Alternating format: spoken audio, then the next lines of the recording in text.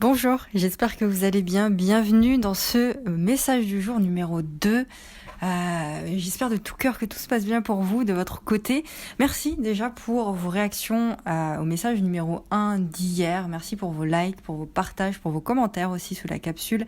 N'hésitez pas à partager ces messages du jour sur vos réseaux sociaux, à mettre un like là où vous êtes, sur les plateformes de podcast ou sur YouTube, et à vous abonner aussi pour le bon soutien de tout ce qu'on fait ensemble.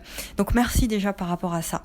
Et je voulais vous donner aujourd'hui mon point de vue sur la situation actuelle très rapidement, parce que je veux vraiment garder ces messages du jour courts.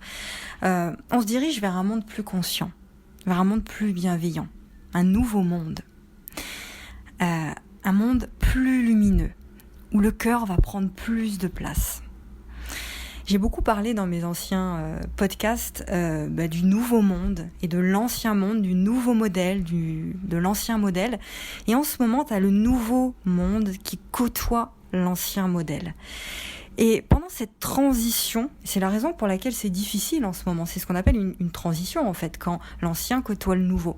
Et dans cette transition, tout remonte à la surface. Tout ce qu'on ne voulait pas voir jusqu'à maintenant remonte à la surface.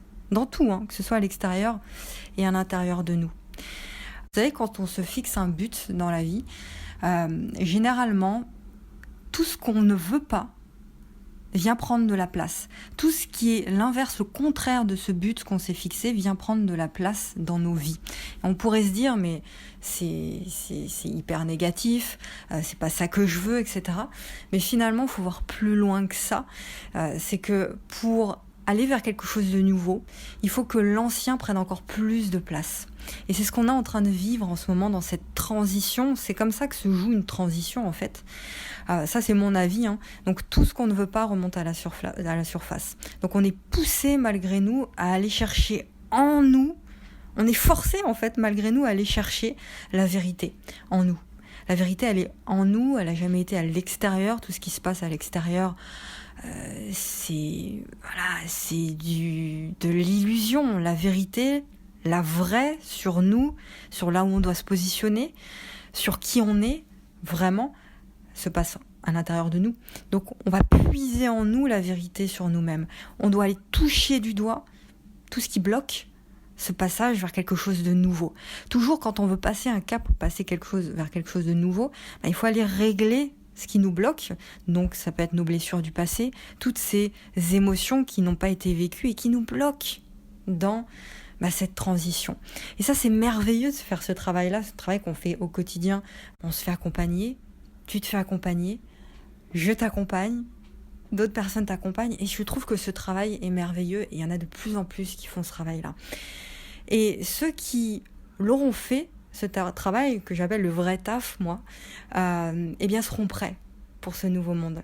Ce nouveau monde qui est un monde de cœur, de sens, où les gens vont vers leur place, touchent du doigt leur mission de vie, leurs dons, leurs talents. Et l'ancien monde, c'est le monde du mental, de l'ego, du matériel, etc. Et on va vers du positif, je le crois sincèrement. Peut-être ça prendra du temps, j'en sais rien, je suis pas devin, j'ai pas une boule de cristal pour voir ça, j'en sais rien en fait.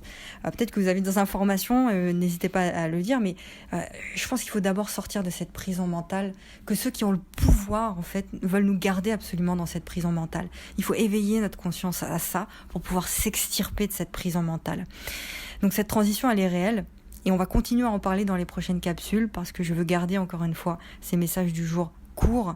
Je vous montrerai ce qu'il faut faire selon moi, et ce sera que mon avis encore une fois, ce qu'il faut faire justement pour s'extirper de cette prison mentale. On va garder ça pour les prochaines capsules, peut-être demain ou après-demain, on verra quand je le sentirai. En attendant, partage ce message du jour et rejoins-nous sur mon canal privé Telegram pour qu'on continue ensemble la discussion. C'est le lien qui est dans la description. Je vous fais un gros bisou de tout mon cœur. J'espère que tout se passe bien pour vous et on se retrouve très vite pour un message du jour numéro 3.